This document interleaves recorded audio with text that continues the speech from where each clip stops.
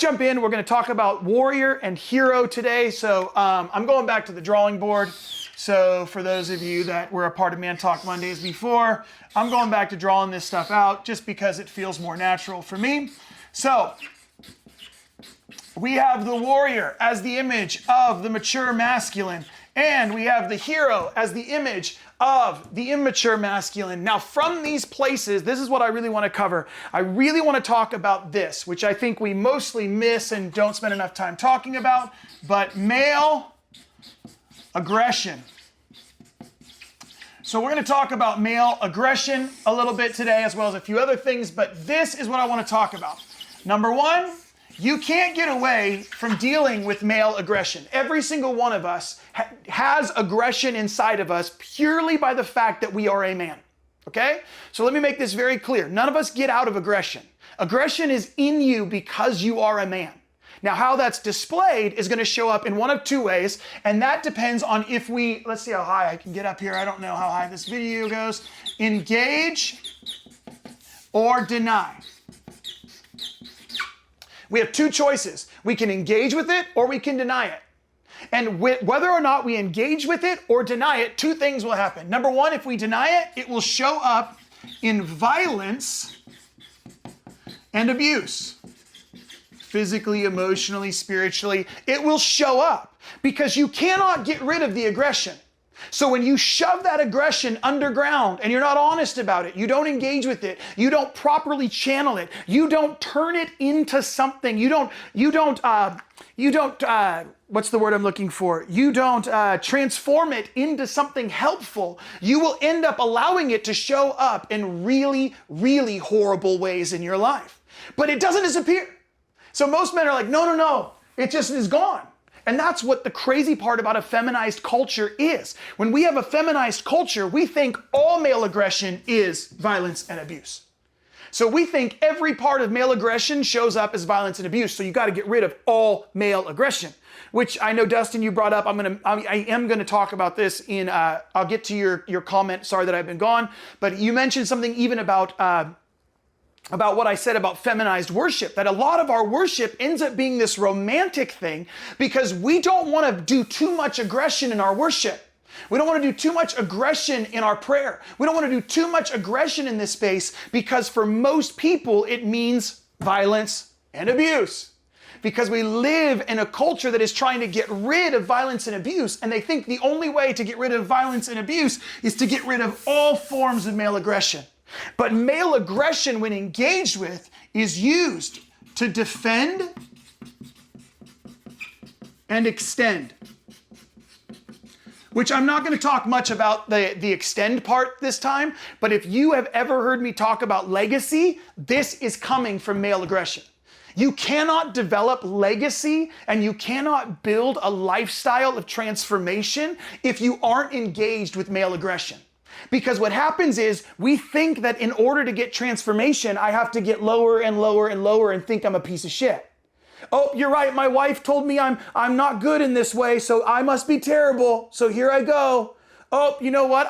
My boss said, the church said, So what we do is we get low and we deny this aggression instead of utilizing it to defend who we are and extend who we were meant to be into generations we'll never see. That is the only way to build legacy, is to engage with male aggression, to begin to build out and defend that which we know we are. So here's what's crazy. If you don't know who you are, you can only deny and only end up in violence. If you don't know who you are, you can't defend who you are because you don't even like you. And if you don't even like you, when somebody says, I don't like you, you're like, I agree with you. So I can't defend myself.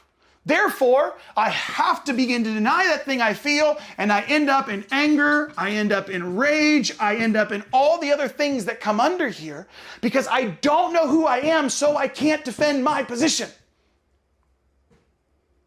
Does that make sense? And so we have to begin. This is why story is so important in the foundation of everything we're building.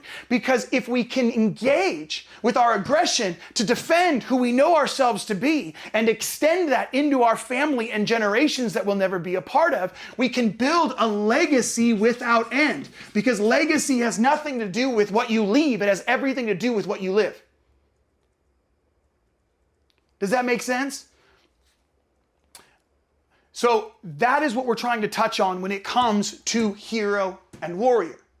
Because we recognize that male aggression is something that's helpful for us in order to get to that place we want to go if we actually know who we are. Okay? That's the part that I really want to touch on when it comes to this piece, because male aggression, I guess I'll write it down this way, is a force. It's a force within every man. A force in every man to, I'll give you two words, encourage and energize others to action. Male aggression is the force in every man to encourage and energize others into action. That's what male aggression is. If you're going to use aggression and leverage aggression in your life, it will encourage and energize others into action. And who should it do that for first? You. Your aggression should be a force to be able to push you into the life that you want and the life that you long for. So let's look at it. We'll take a few of these and look at it between hero and warrior. We're going to take 4 of them, and I'm going to go through them quickly so that way we can discuss more about it in the community, but here they are for now, just to give you some separation between the two. So a hero believes he's invincible. Oh,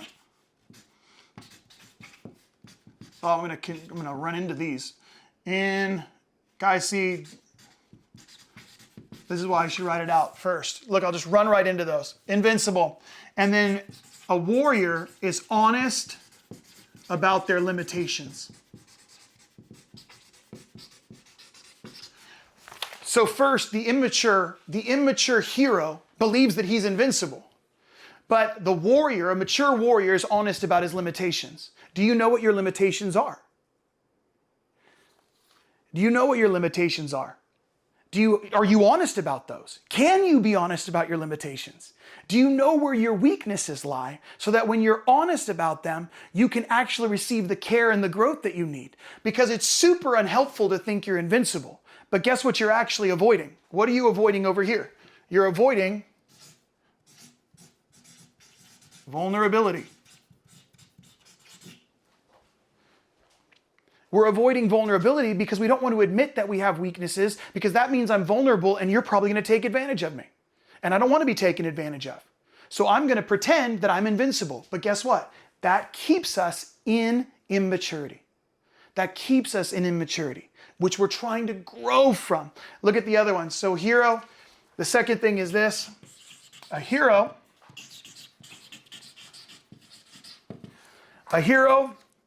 loses loses or lacks self-control. And a warrior, on the other end, values self-discipline. Values self-discipline. Here's what's crazy about this. The way that we get here is through training. The way that we get to this is training ahead of time. Here's what happens with most men. Most men never make it to the warrior part because they're constantly in defense mode, because they don't do any training in order to prepare themselves for the things that are going to come their way that are eventually going to hurt them. So what a hero does is he just, boom, I'm just going to destroy everything in my path. I'm just going to take it all over because you know why? I'm invincible. But a warrior knows that I have to have self-discipline and I have to do the work in my marriage before my marriage blows up. I have to do the work in my life before my life blows up. I have to do the work in my job before my job blows up. And see, a warrior knows that with training, here's the cool part with the next piece. With training, I go from trying to prove my power to acting decisively. Oh, my spelling is going to kill Brandon right now. It's going to hurt so painfully. I apologize, Brandon. But a hero has to prove their power, where a warrior can act decisively because of training. A warrior can act decisively because they've gone through training. They've done the work ahead of time. You guys, we have 50-some people in this platform right now. Most of them are showing up because their marriage is falling apart, because their life is falling apart, because their job is falling apart, because nobody at 20 years old or 30 years old said, hey man, this is going to take some training. This is going to take some apprenticeship. This is going to take some internship to get you to the place you want to go, so that when you, all of a sudden, your life falls apart, you don't have to prove your power. You can remain flexible. One of the main ways a warrior is proved to be a warrior is their ability to adapt to the situations they show up into. A real warrior can adapt. They don't have to just use all their force, all their power, all their energy every single time. They can move out of the way. They can dodge. They can do all of these things because they've learned how to use who they are to leverage themselves into momentum to build the life that they want. And that doesn't happen by accident, guys. We keep hoping that it will just happen. One day I'm going to wake up and my marriage is going to be better. One day I'm going to wake up and I'm going to have the job that I always wanted. One day I'm going to wake up and be a millionaire. It's going to be awesome. I'm just going to wake up and then I'm just going to checks in the mail. That's not the way this works. That's not the way God designed it and ordained us to participate with Him in the life we've been given. We have to go through the necessary training in order to value self-discipline and act decisively regardless of where we find ourselves. Because here's the truth at the end of this, which is, what most of us hate. But a warrior avoids pain at all costs. A hero avoids pain at all costs. A warrior embraces suffering. A warrior embraces suffering. Why? Physical, emotional, psychological, spiritual, all of it. Men have to learn to take a hit. See, because we haven't been vulnerable, so we don't know where we're weak, we haven't gone through the training, then when life beats the shit out of us, all of a sudden we're like, screw life. Screw God. Screw my wife. Screw my job. Forget all of it. They're wrong. They're the ones that suck. They're the ones that should have done it differently. Not me. Don't you know? I am invincible and I'm a badass all the time. I am only great. That's all ego. All ego. A man can take a hit. I know so many men, like I know you've heard me share that, you guys have heard me share this analogy before. I know so many men who can work out 4 hours in the gym, go to every Bible study they can, but can't hold a 40-minute conversation with their wife. Listen, if you're in 12 Bible studies and your marriage is falling apart, get out of the Bible studies and go hang out with your wife. That's way more spiritual. But most of us don't think that because it's way too vulnerable and we haven't been trained for that.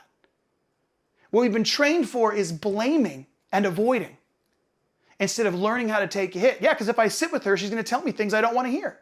Oh, good. You probably need to hear those things. And then what are you going to do with them? Then what happens? What happens next? That's what's so important. When I take a hit, and I actually choose love in the midst of my suffering, I develop character that you cannot get any other way in life. And this is like the core message I've been preaching for like 20 years. So let's just make this really, really clear. How do I do that? How do I learn to, let's look through this list. Honest about limitations. Do you know what your limitations are? Can you be honest about them? Where are your weaknesses? Have you shared those out loud to another man? Where are you sharing those limitations? Do you value discipline? Do you value working hard towards the things you don't need today, but you will need tomorrow? I mean, so many people share this. They're like, hey, everybody wants to be a millionaire, but nobody wants to sacrifice a year of their life to develop a new lifestyle in order to steward $1 million down the road. If you're not willing to give up a year or 2 years of a lifestyle that's going to be way more difficult and probably not as fancy in order to develop a financial lifestyle that you want long term, then you don't really want to be rich. You just want to have stuff. You don't really want to develop wealth. You just want to have things. It's all just ego pursuits. We have to develop a lifestyle where we actually go into training and go, hey, wife who hates me, tell me all the things that I'm doing wrong. Tell me the things I should have learned. For some men, I've told him this before, and this is a sucky thing to tell a man, but I'm like, oh no, go back to your ex-wife and say, what did I do that blew up our marriage? What am I choosing? I'm choosing to actively engage with suffering for the purpose of learning to develop a lifestyle that will not repeat what I've done in the past, but develop a new future for tomorrow. You can't do that. You don't develop new actions with these, you don't develop new behaviors with the same beliefs. We have to develop new patterns of beliefs and values if we want to change our behavior. And that requires, which again is the very bottom part, suffering. And we're like, yeah, I'd die for the Lord. Yet we won't live for him unless it feels good in a meeting or makes me look good on a stage or to others. So I can say I'm super spiritual. Listen, men, I've made this very clear. I don't care about what you look like on planet Earth. I care about your legacy. And legacy takes 3 generations to develop. You can develop wealth in 1 generation, but you need 3 generations to develop legacy. That's why God says, I am the God of Abraham, Isaac, and Jacob. 3 generations. Why?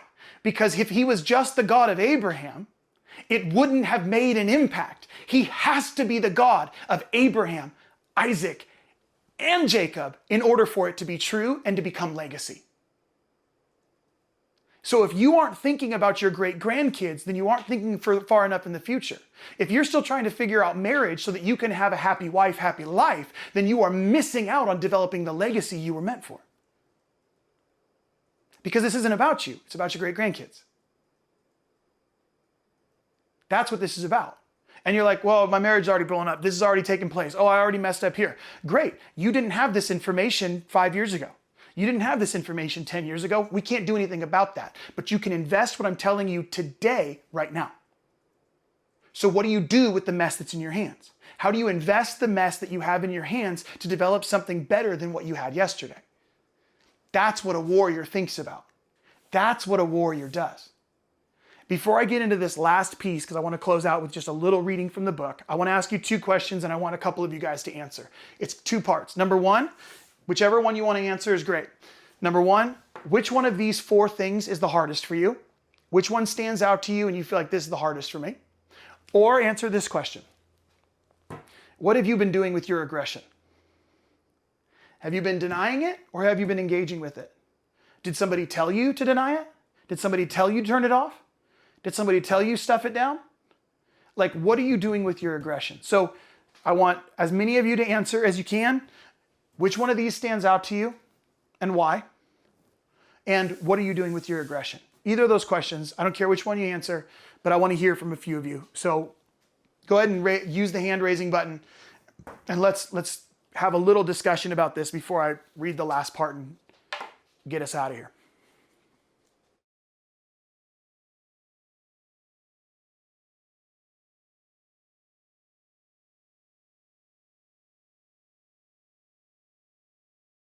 In order to overcome my limitations or be aware of them, I have to be willing to take the hit to hear them without reacting or responding.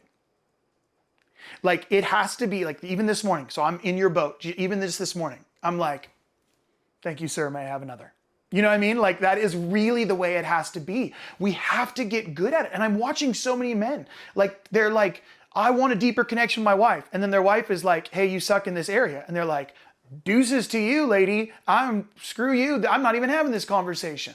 And it's like, you literally asked for it and then got upset when you received it because it didn't come in the way you wanted.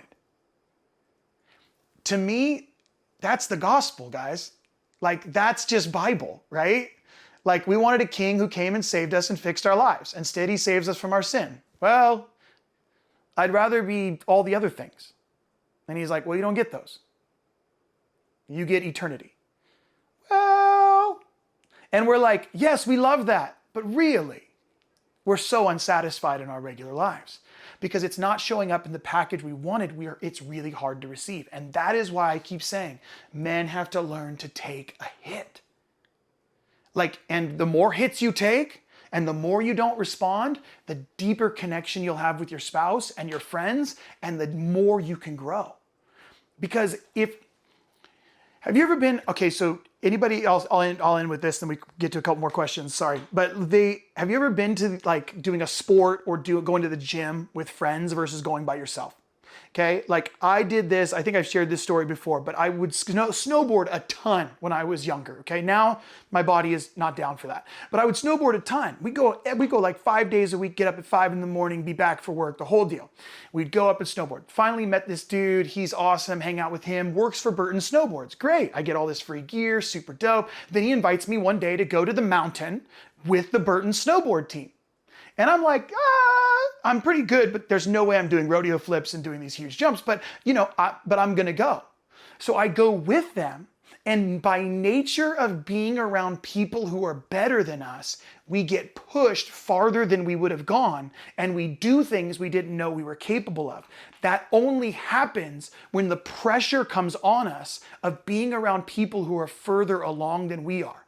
And let me tell you this, every man who will ever watch this video, your wife, in terms of emotion and wisdom, is further ahead than you 90% of the time.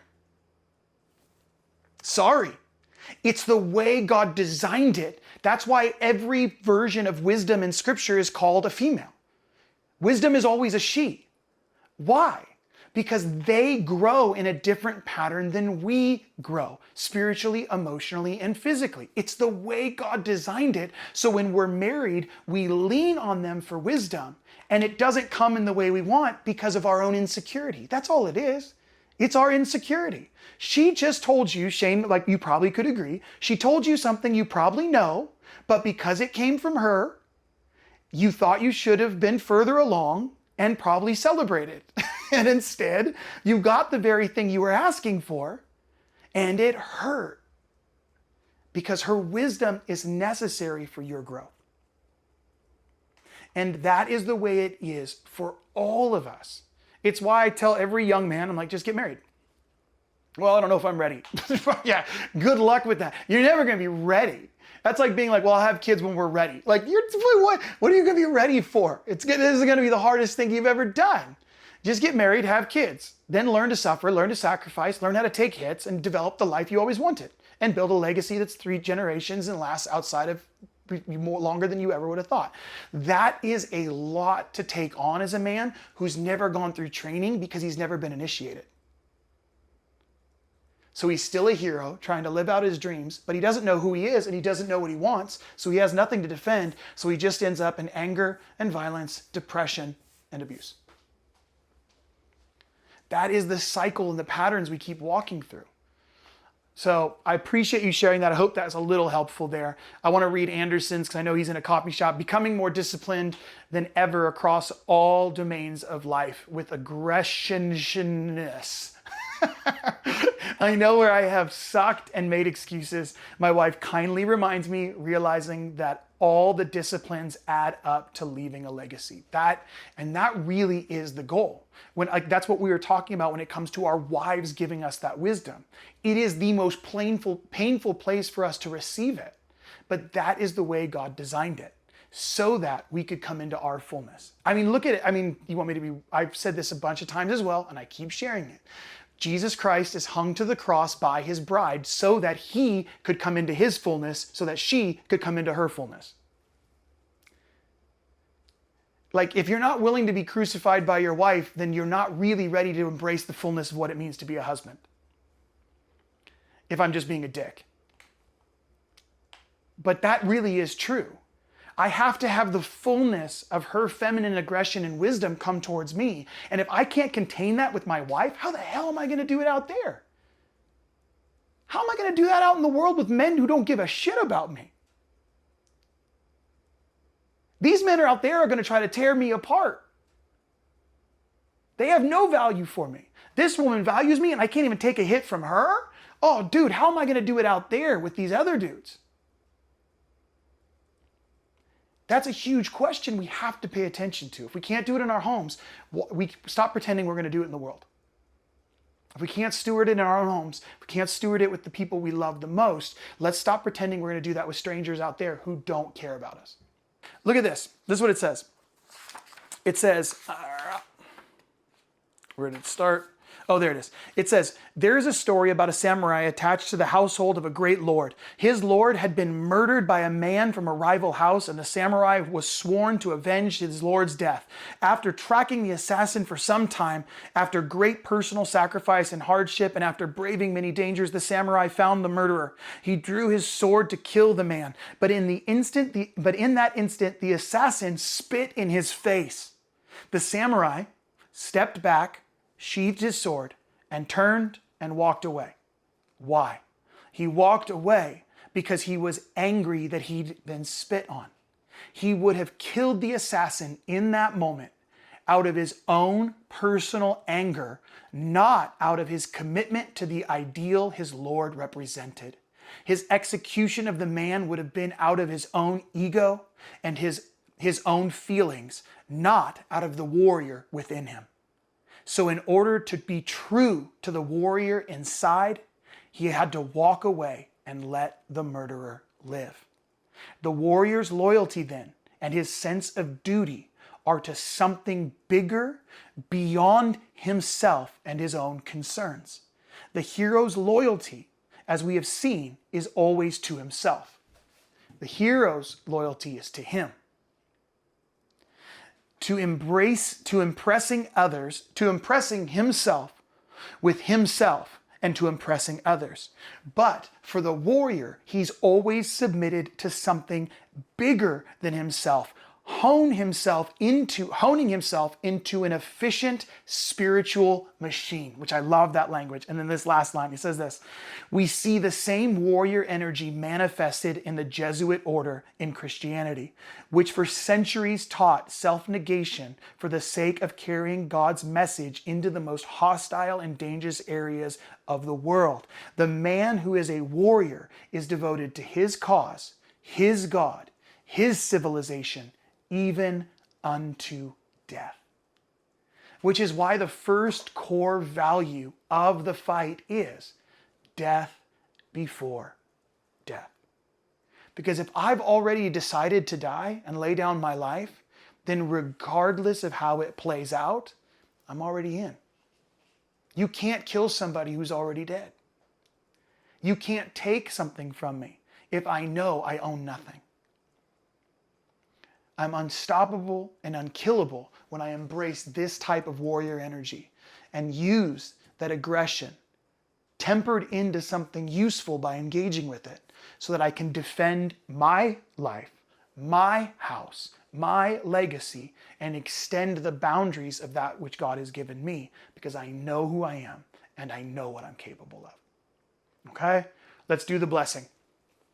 All together, I just want to bless you guys, but let's do it just as a statement and we'll just end with us doing it as a declaration, okay? So just repeat after me. I am the evidence of the strength of my ancestors. There are many things within my lineage that attempted to obliterate all forms of goodness, but I am the living proof that it did not work. All right, I will see you guys in the community. I'm around, so I can't wait to discuss some of this stuff with you and catch up on some of the past comments that you guys have made. I will be on that stuff. I'll be in the community this week, and I can't wait to engage with you guys. So I will see you in the community. Later.